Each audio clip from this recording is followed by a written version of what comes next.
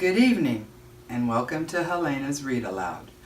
I will be doing a reading from the book Absolutely Truly by Heather Vogel Frederick.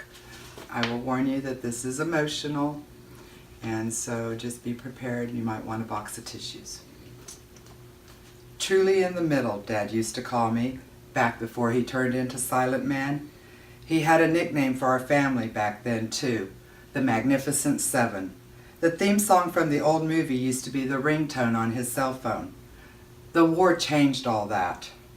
Since he came home from Afghanistan, Silent Man doesn't joke around anymore, and there is no fun ringtone.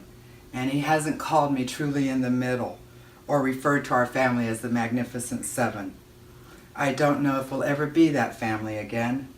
Magnificent isn't exactly the word I'd use for us these days. 6 months ago, our lives were different. 6 months ago, my life was perfect. Then came Black Monday. That's what Mom called it afterward. I was practicing the piano that morning while I waited for Mackenzie to finish breakfast and come over. Hatcher and Danny had gone fishing, and Mom was paying bills and keeping an eye on my younger sisters, who had made a fort under the dining room table and were playing zoo with Lauren's hamster, Nibbles, and Thumper, her rabbit. I didn't pay much attention at first when my mother's cell phone rang. "JT," she cried happily. I looked up. She was talking to Dad. As I watched, though, her smile faded and the color drained from her face until she was as white as the sheet of music in front of me. My fingers stumbled on the piano keys, leaving a jangle of sour notes hanging in the air. Something was wrong. My mother listened for a minute. Then she stood up abruptly, sending her chair toppling backward onto the floor. She pressed her cell phone against her chest and turned to us. "Go upstairs, girls." My sisters poked their heads out from underneath the table. "But Mom," Lauren protested. "Now." "Yes, ma'am," my sisters chorused. Wide-eyed, they scrambled out of hiding. "Make sure you take all those animals with you." My mother turned her back and raised the cell phone to her ear again. Automatic pilot kicked in, the kind that obeyed without question when given an order. I crossed the room, scooping up an armload of critters and hustling my protesting sisters up to the room they shared. "What's happening?" Lauren asked me. "Is everything okay?" I wasn't sure, and I didn't want to scare her. She's only 9. "It's probably nothing," I said, and steered her and Pippa over to Pippa's Barbie house. I waited until they were busy building a new zoo, then slipped out of the room. I heard the front door open and tiptoed over to the couch at the top of the stairs. I didn't care if it was bad news. I needed to know what was going on. "Dinah, I'm so sorry." It was Aunt Louise.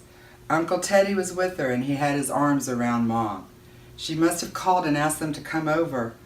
I squeezed my eyes shut tight. "Please, Dad, still be alive. Please, please, please." "He only had a few days left," my mother sobbed. "Just a few days." My heart nearly stopped. "He's just wounded, Dinah," Uncle Teddy murmured. "He'll be safe home again soon." My heart started again. Wounded was better than dead. "What happened?" asked Aunt Louise. "Was it a helicopter accident?" My father was an Army pilot. Mom shook her head. She drew a shaky breath. "IED," she replied. My stomach lurched. I knew what that meant. Every military kid with a parent serving in a war zone knew what that meant. Improvised explosive device. A homemade enemy bomb. I saw Aunt Louise and Uncle Teddy exchange a glance. "How did he sound when you talked to him?" Uncle Teddy asked gently. And my mother let out a soft, halfway between a sigh and moan. Not like himself, she started to cry again, and Aunt Louise patted her shoulder.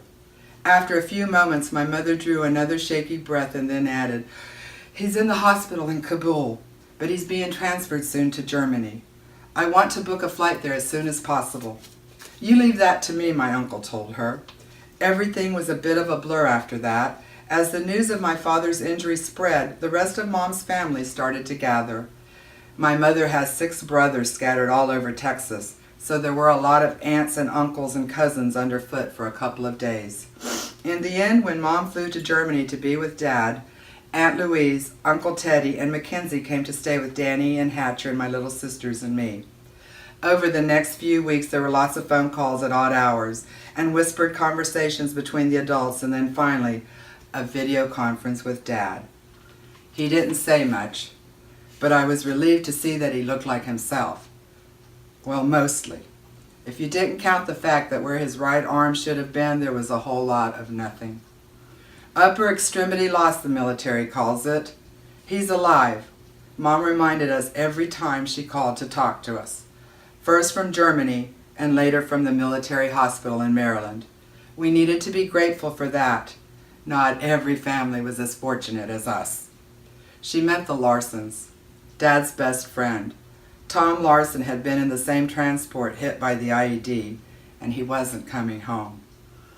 I couldn't even imagine how his family must be feeling. We spent a lot of time with them over the years. We'd even gone to Disney World together last spring. Your father's going to get through this. And we will too, Mom told us. It was all I could do to just get through each day.